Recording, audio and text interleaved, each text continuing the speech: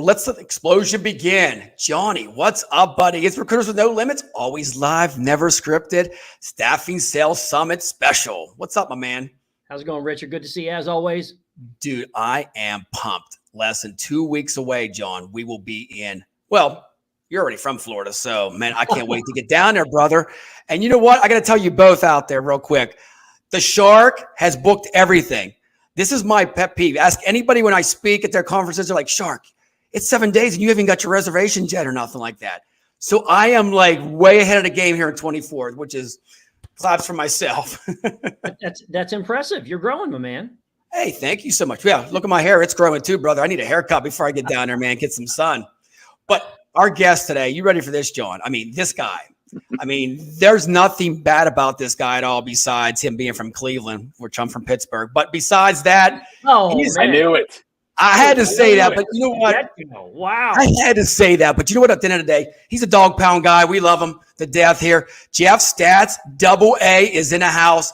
That AA means automation animal. Seriously, that's what it's all about. Wow. Yeah, trademark that. You got it, brother. Hey, Jeffrey, how you doing, buddy? Good. Thanks, guys. I appreciate it. Thanks for having me on. I'm swimming with the shark, man. That's what I was all excited about. I'm like, I finally got the invite. Oh, man, you did. So John, and Jeff doesn't know this either. You know, we can search everybody on the internet. We can see crazy stuff that's going on with them. So do you know why I call him the Superman? I do not. Look at this. Jeff. Oh, wow. Explain this to me, brother. What's going on here, man? You are ripping it loose here. That's right. I mean, you know, I love Superman, my favorite superhero, and don't look at all like Superman. So I'm like the bald Superman. So like that's cool. So I'll just call myself that. Dude, when I see that image out there, I was like, dude, I got to put that out there for everybody, man. You are the Superman when it comes to sales. That's great. Jeff, before we jump in everything, man, tell everybody about yourself. They know who you are, but just give us the 2-minute tour, brother. Yeah. So now, currently a chief marketing officer at Haley Marketing.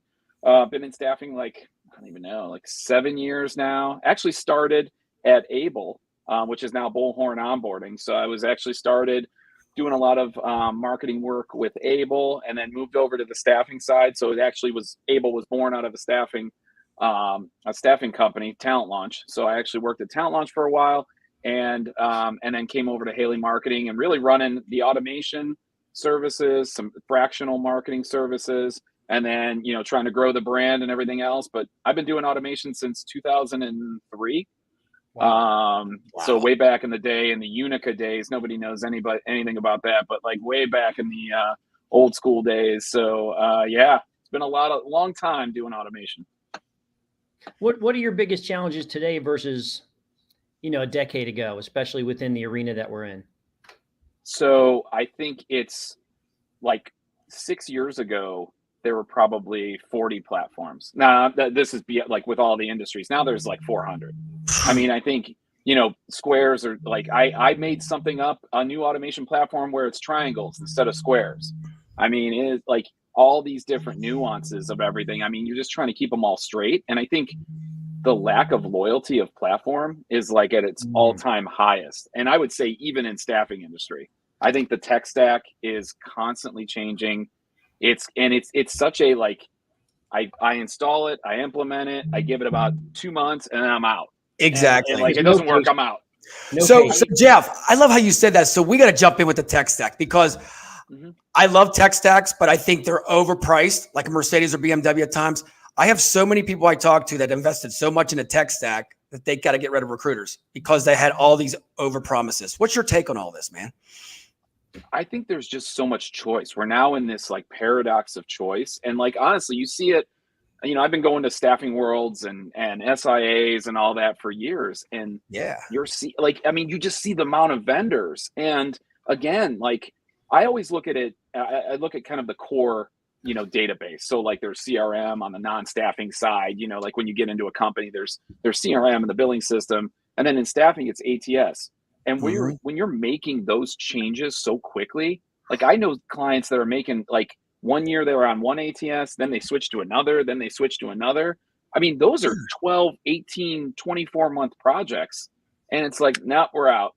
And that's so disruptive to your employees too. And the money Well, you right. spend. Oh my God. The Oh money. yeah, Just and then you out the start door. adding all the plug and play Ugh. features in, and the problem. And I remember doing this. I think there was a Staffing Hub Live. I mean, this was probably 5 years ago, and I remember going to it, being on a panel. We were talking about tech stack. Even then, in 2019, I think. Mhm. And I remember, like, don't fit the process to the technology, fit the technology to the process. And I think the former is what, you get that, like, oh, this looks cool, let's try it. And, well, what is it going to solve? Doesn't matter, it's cool. And so Yeah. you start fitting all these, like, pieces, parts in there. And the problem is you don't even have anybody to manage automation, or, like, a Mhm. lot of staffing firms don't even have, like, a SME for their ATS. And how do you expect them to be a SME for their ATS and then all these other technologies? And then, like, this stuff is just collects dust like a Peloton. And it's like, like, what are we going to do with it? I don't know. It sucks. I mean, I so many in the automation space haven't used the platform in like a year, 2 years. And I'm you know like, what's dude, that's 25K. That's oh 40K that my you just God. Just lost. throwing it Well, around like crazy. well, you the big word, Yeah. guys, is acceleration. We hear that all the time. Accelerating candidates. Jeff, I mean, seriously, I mean, we talk about this all the time, but at the end of the day, you still got to recruit. Right. I mean, it's still, there's this delicate balance of, like, human, robot, human. I mean, you Yep. still got to let that process go, because, people I mean, people are the commodity. That's what you're trying to talk to, is you're trying to, like, move people and put them in great positions and match all this stuff up. But, like, you almost get so excited that the technology is the product. And, like, you almost are like, how do we make the robot sound better, or this sound better? And you're so concerned about the how, not the actual end game of, like, okay, what are we trying to do here? We're trying to, find a great person and put them in a great opportunity. People lose sight of that. To your point, they get so enamored with the latest buzz on the street and, oh, we got to have that or Oh, we're going to be behind the 8 ball. And they take their eye off. All right, what are we actually trying to do? What problem are we trying to solve? And then let's see what technology we can use to complement what is our core people business. But I don't think people they're not allowing themselves the patience to strategize nope. and do that. Everything is rush, rush, rush. It's spontaneous, guys. We're like in spontaneous staffing. It's almost like when you go to a grocery store and you see something at the end, gum or something, you just grab it. They have to grab it to keep up with everybody else, they think. Right. It's the impulse marketing. Like, I feel like that. And, like, even on the sales side, I know that's kind of what we're going to talk about here, but, like, even on this, like, you have to teach, like, nobody knows how to sell anymore. And they're like, I mean, it's like, it's that awkward, like, stepbrothers where they're trying to, like, hug and handshake, and they're doing, like, I bring it up all the time, but, like, that's what it is. Like, now you're like, okay, do I use technology to like basically contact you, or do I contact you, or do I, and then you throw in, like, everybody wants the Domino's app. They want to know where everybody is in the process and how quickly things are moving, and when immediate gratification, and all these wrong things that are And you just know what, Jeff? killing a process. When's my pizza going to be done? Yeah, exactly. And you know what the thing is, though? Where's the value at? We forgot about the value. None, because Well, you're using a technology piece to give you the value. Well, it amazes me when you get those. Again, I got another one this morning, and I'm the type of person, when I'm on LinkedIn and someone reaches out to me, I don't connect with everybody, but if it makes sense, I connect with them. And immediately you get that, selling message. And my response is always, I'll respond to everybody. My response is always, okay, tell me what you know about me and what you know about my company. Why don't we Right. start there instead of just pitching me your product? And that's Oh, where I think so many salespeople still get the disconnect. Maybe it's, oh, I've got to hit these numbers for my boss. I've got to make this many calls, send this many emails, but they're losing sight of, and I want your take on this, Jeff. They're losing sight on, okay, well, what problem are you trying to solve? Well, it's an activities and efforts thing. It's funny. What do they call it? Pitch slap. I think it's called a pitch slap. Like, when you get I that like LinkedIn that. and then you get, yeah, I think it's called a pitch slap. And, like, the problem is they're using technology for the wrong reasons. They're saying, the bad, salespeople or recruiters are using technology to basically fill their quota, activities and efforts. So, like, what, like, well, I can send a mass text out, and you know what, I can be done for the week. And, and then they're trying to figure out, like, how, if I do all these things and let technology kind of do it, yeah, people will come to me. And it's like, they're almost like, they start believing that technology is going to bring that inbound interest. And honestly, it's double the effort to get half the result right now. It And totally. it's like, and that's the thing is it's, and old school methods are finding their way back when technology has clouded all the things that we're doing. Isn't that I mean, amazing? it's just, It's almost too much it's tech. crazy. It is. And It I is think that crazy. there's too much tech to justify a job. That's Mm. the problem with it, is it's like, I need to make so many pre-screens. I need to do so many behaviorals. I need to do so many, outreaches and all this stuff. Well, you know what? If technology can do all that, then I don't have to do anything. Exactly And right. And you know what you're gonna love, Jeff? I'm old school. I still build my own funnel, which we're gonna talk about in a minute. I put my playbook together with my candidates and stuff like that. I'm not buying any list and stuff like that. So let's jump into the sales funnel, because this is what you're gonna be talking about in Orlando here. I mean, yeah, I love this, and I know John does too, that a lot of people don't build a funnel anymore. They just throw stuff and hope a Hail Mary and somebody catches it. Right. It's the spray and pray. I mean, and honestly, like, it's so funny when you look at, like, if you were to put down like all the pieces of that sales funnel, starting with your audience, like, who do you want to go after? And like, if you're talking about sales, it's like, who are your prospects, the clients, titles, industry, like all these specific things, the nerdy name for marketing and persona, you're building this persona, but you're saying, like, if you just have that, honestly, a sales funnel builds itself. But so many are like, I just need anybody to do anything and give me an order about anything. I don't really care. And it's like, yeah, that's not, and that's with how, with like, a 4% markup. marketing. Yeah, honestly, it's like, I don't know, just give me somebody that does something. Like, that's the marketing. And like, that's what you see a lot of times, is just like, this sales funnel concept is really great, because you start, not everybody wants to get married. You start with like that, like, you talk about the pain points, you talk about what's going on, in their company, and you start talking about not just you and that whole menu marketing side of how you market. You talk about them and that collective group's issues. And then again, you give them pieces parts, and you give them, like, here's a little bit of information. I feel your pain. Maybe download this. And then you just kind of like go into that and really complement the sales process.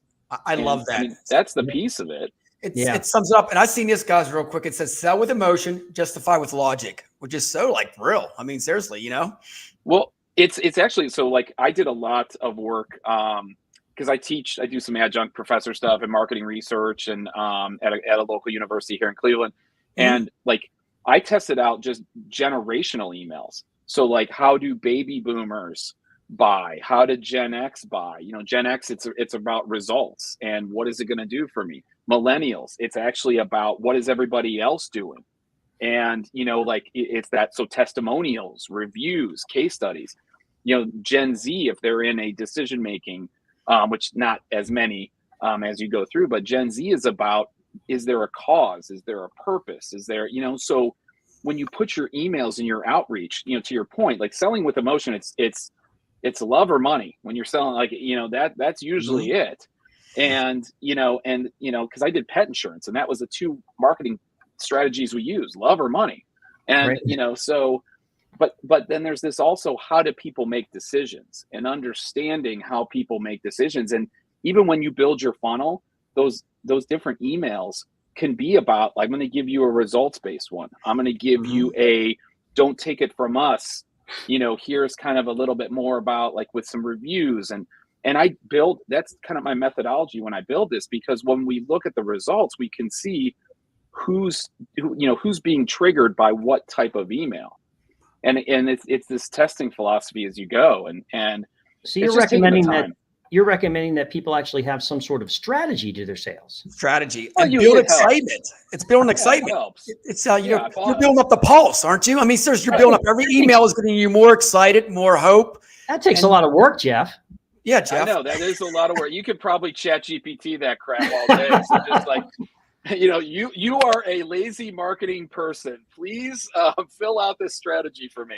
Hey, Jeff, I thought it was you just send one email out and they're supposed to respond back, and that's it. You would think. Yeah. Is that what salespeople think?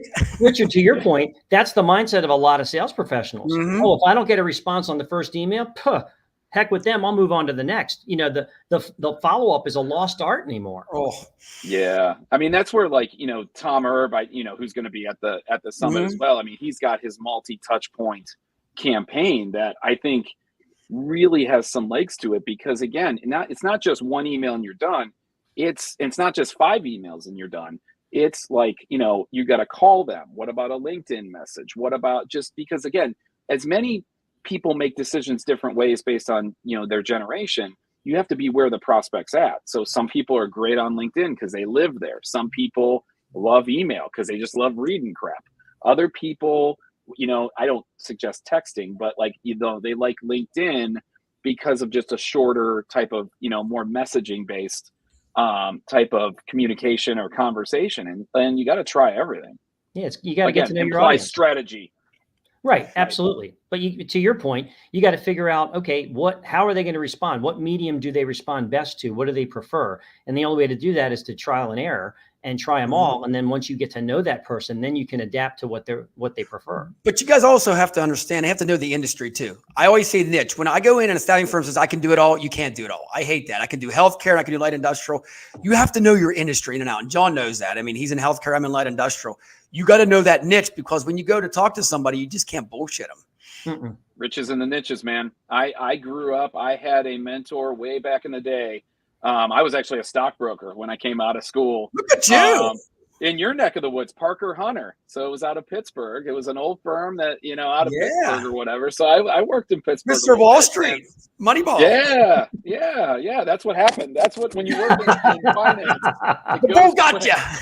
Yeah, it goes quick. But yeah, I mean, like you've got to just have that methodology, and that just, there's a, take some time and think about what you're trying to do. I think that's the biggest piece in this, is that there's a strategy, but there's, try different things out. Don't just like go to one, this is the way I'm going to do it and that's it. Because honestly, the world's changed and it's becoming just crazy. So there it is right there. Look at that. Old school methods. Oh, look at that. Nice. It is. That is so true too. I mean, I always joke about it, and I love Tom Brady, even though I'm from Pittsburgh, but look at his method, his strategy, how to go that long, with his, it's almost the same thing in sales. If you can use his approach, how he approached a football game, it's the same way. Right. It's telling a story, honestly. Like there's so many different methods, and there's more methods, and I've got charts, and I'm actually going to have a worksheet for people can build their own funnel during the sales summit during my session and everything. Excellent. And because I think you got to do it. Like I'm an experiential guy. Like if you teach me a bunch of crap, that's great. When I get on the plane to go home, I'm not going to remember any of it. So if I at least have something tangible, probably old school method, but like you'll at least get that. But there's so many different models that you can use, but it's all about just telling a story and then being smart enough to know, like, to look back at the results. I think that's the other part that sales and marketing are afraid of, is like the results. Like, like, hey, this one had a bad open rate. Well, subject line sucked. Change it. It's not life or death. Figure it out. Like, okay, change it. Yeah. It's okay to fail. Exactly. Yeah. What's your take on emojis? Now, I've done some seminars. I see this emojis in the subject line. What's your take on that, Jeff? I mean, good or bad? So you got to be careful. I mean, I've read a lot around like, email deliverability. And I mean, sometimes emojis can trigger any sort of spam filter. I mean, it really depends, from a company perspective, like what do their firewalls look like? I mean, there's methods around if you use too many capital letters. Like I had somebody who was just a little bit nuts, want to do all capitals in the subject line. That triggers spam. And there's others that use, if you use 3 punctuation marks in a row, that triggers spam. So like there's sometimes where it's like, how are you doing? ... I hope well. And like that can trigger going into the spam. Exclamation points like I do, like 10 in a row. Exclamation ... Yeah. The energy. I mean, those are things. Yeah. So there's all these like strategies, and nothing's perfect because I mean, it just really depends on that. But I think emojis, like, again, it really depends on who you're talking to, and then also how does it support the message? Because sometimes and honestly, try it out. Look at number of sent and look at number of delivered. If there's a big delta between the number of sent and number of delivered, then something happened and it didn't work. It didn't get delivered in the inbox. And honestly, if you get a good, like, hey, that made me laugh, that was funny and blah, blah, blah. Okay. I mean, it's anecdotal and you try it out and see what else you can do. Trial and error. You got it. To your point, don't just give up. Learn from it. Look to improve on the ones that fail, and it's okay to fail. That's how you learn. And these engines, these spam filters, they're not static. They're changing all the time. Right. And I mean, and again, all the methods are changing, but like the more you can visualize and build a funnel and legit, like use a whiteboard or use, I'm going to have a piece of paper. Yeah, I love whiteboard. I love it. I draw all the time. Oh, I do too. Different colors. Oh yeah. I mean, color coded. Like, honestly, that's automation. Like you are sitting here doing a process, a workflow, and you're just trying to figure out like, okay, this goes here. My whiteboard is automation. It says Ocean of Opportunities and has all 40 companies I'm working with. And then once I go on, I put a big X by it. Yeah, just draw lines and say like, this is what we're going to do. This is what happens with this. Email one goes here, then this goes here. There you go. It's like the new age Pac-Man. So Jeff, I got to tell you one thing. When I go into some staffing firms, these sales reps, they'll email 40 people from the same company. Tell them no way. They try to get whoever the decision maker is. I mean, how many people should you email per company? I mean, I think one or two. What's your take on this? I mean, you don't want to be blowing the whole company up.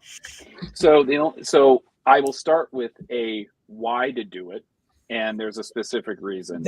I think when you have an MSA and you're looking at either cross-selling across departments or like there's different branch offices, maybe the company you're working with has 20 other markets that they serve. Okay, I mean, this is like 101. Like, yeah, okay, then email all 20 of the other decision makers in those markets. Yes, that's a case for that because it's, hey, I'm working with this market. We're seeing this many results. Right. This is working out well. Just wanted to introduce. We do, we have an MSA. We get through the red tape, get down quicker. Yeah. Boom. Okay, that's one reason why. Why you don't is, to your point, you're just hitting anybody with a pulse. And like I always look at, when I look at the persona, you'll see it in the persona. And so like you'll want to hit, I mean, the typical 2 to 3 that I go after is usually the owner, CEO owner, usually the CFO, and then usually the COO or anybody in those capacities. Finance operations owner. Somebody's got the money. If you can tailor your funnel, the problems that the owner has are different than the ops person, which are different than the finance person. And so if you can do 3 different funnel, I mean, it's one funnel, but 3 different segments of that funnel. You could say all my owners get this type of information, and really it's those statistics. The owner cares about ROI, revenue, everything else. The ops person is productivity.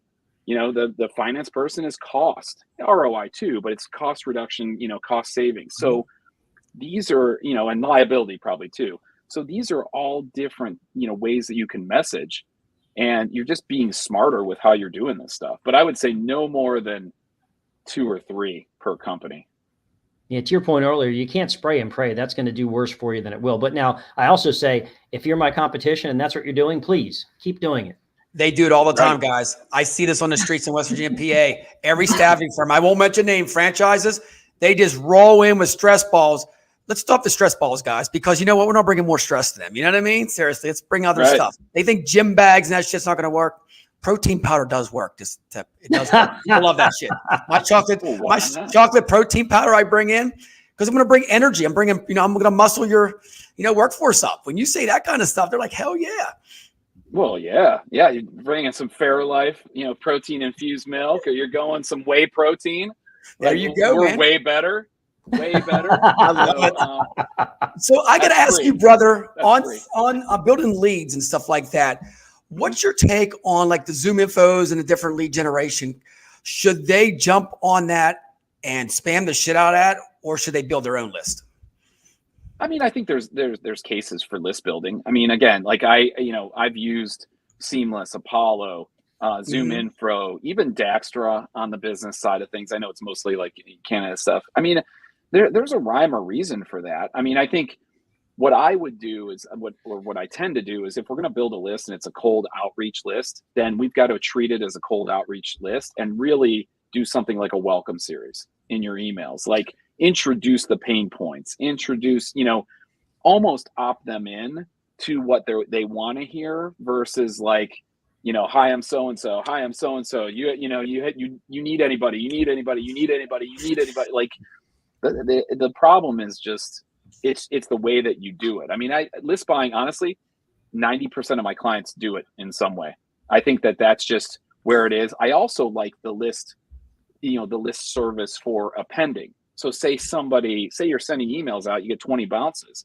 Well, you can go and find and get those 20 bounces, go back to, Zoom Info, Palo, whatever, and see who's there. So you can say, all right, John Smith is gone, but Susan Smith is here, and this is, she's now the new whatever COO.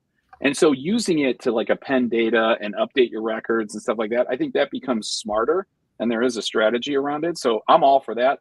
Spamming, you'll get dinged on that. I mean, your domain will get blown up. Even with the new regulations that's happening right now, like with Gmail and some of the larger ones, I mean, they're going to shut that down. Yeah. So what can attendees look forward to in your session? What are you going to be covering? So we're going to go through a sales funnel. So we're going to talk about like, what is a sales funnel? We're going to talk about why it's important. I think now there's a couple things, sales has to really trust marketing.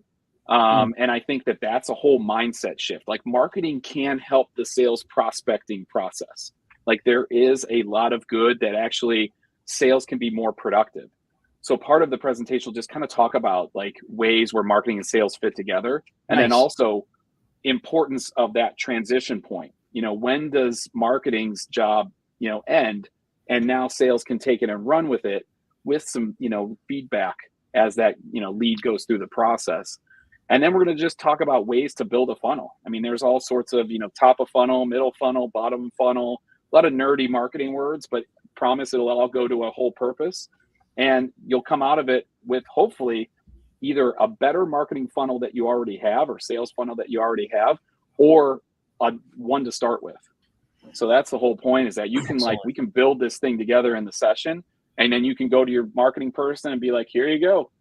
I got an idea. There's nothing better than when you go to one of these conferences, you go to a session and you actually A, learn something, B, walk away with something tangible that you can implement versus, okay, I just listened to someone for an hour and I have no idea what they talked about. Yeah, the philosophical 30,000 foot, that's great if you're really in that mindset. I'm more of a like let's go. Like, let's get it done. Let's get the grit. Come on, grit. Let's get it done. Yeah, like you got to do that. So yeah, I mean that's awesome. I get it. I've been in those shoes before, so I want to definitely have a takeaway or two come out of it. So this is going to be amazing, guys. I'll tell you what, this summit, I'm so excited just to meet you all. But seriously, at the end of the day, John knows this, the insights and the speakers. I mean, we're going to be able to execute this when we get back home, man. Seriously. Oh yeah. Yeah. It'll be fun. There's no better investment for all those who are listening and watching. There's no better investment than the investment in yourself. And that's what something like this is the only summit, only conference that I'm aware of that is 100% focused on staffing sales. You have tracks and breakouts at various conferences where I've got one here, I've got one there. That's the whole agenda with this. So if you really want to get better, you've got to continue being a constant learning mode to try and figure out, all right, what's going to work for me in my business and what can I take back and implement? And that's what this summit's going to offer. So I'm really, really pumped. Yeah, it should be fun. It's funny. I did this almost not the same thing, but I talked about sales funnels about 2 years ago, and people thought I had 5 heads. They were like, we don't need any sales help. I go, guys, it's going to turn. I know it's going to turn. And I go, be ready. You should be using automation for sales. And they're like, you're an idiot. You don't know what you're talking about. We don't need this. Now they're like, how do I get started?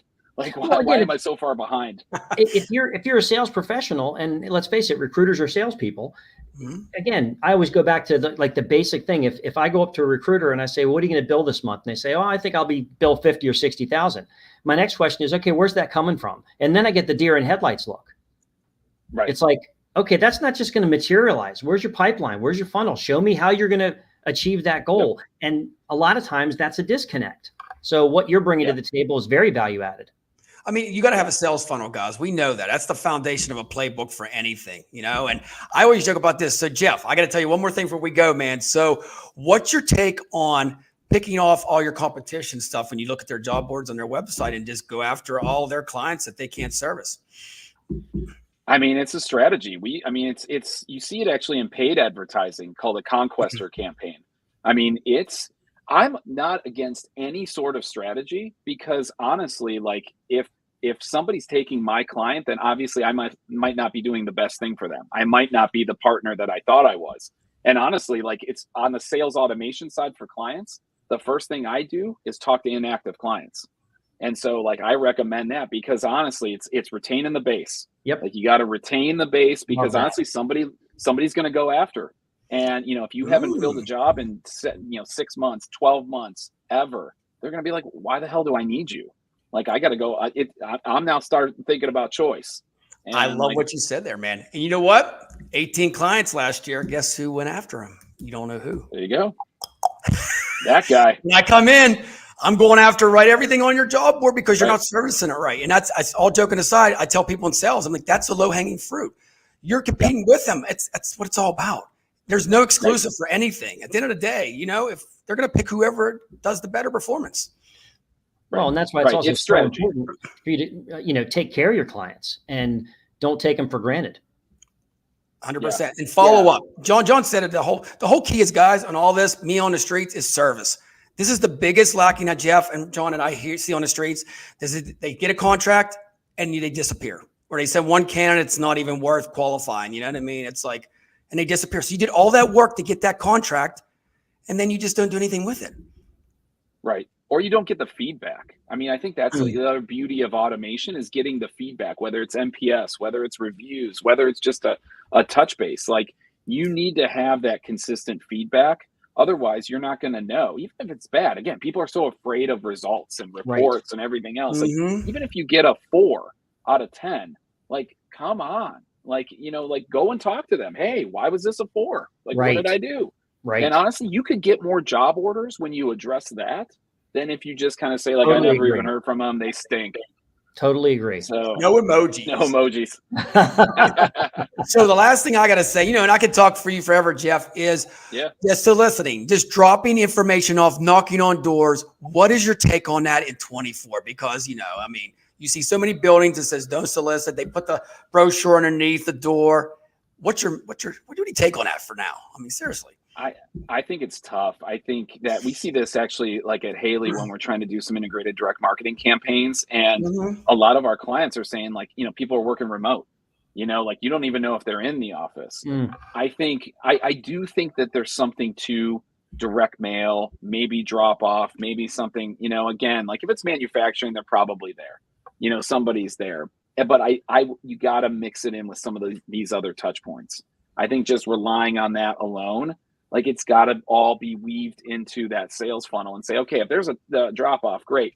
Then there's an email. Maybe that ties into that. Like, hey, I dropped this off because, here's something that I'm seeing, and being really clever with how you're messaging all of that.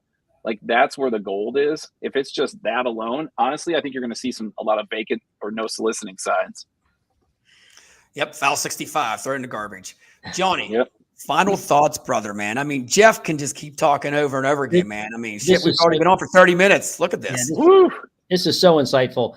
I think what people can take away from it, there's a lot to take away from it, but you need to have a strategy, and it's not just one directional, it's multi-directional, and you got to know what works for your clients. And the only way to do that is to test out different things. And I love what you said earlier, and I hope I got this right. Don't fit the process to the tech, fit the tech to the process. And, don't just invest in tech because you think you should. Know why you're doing it. So I can't wait to see you later this month and looking forward to your session.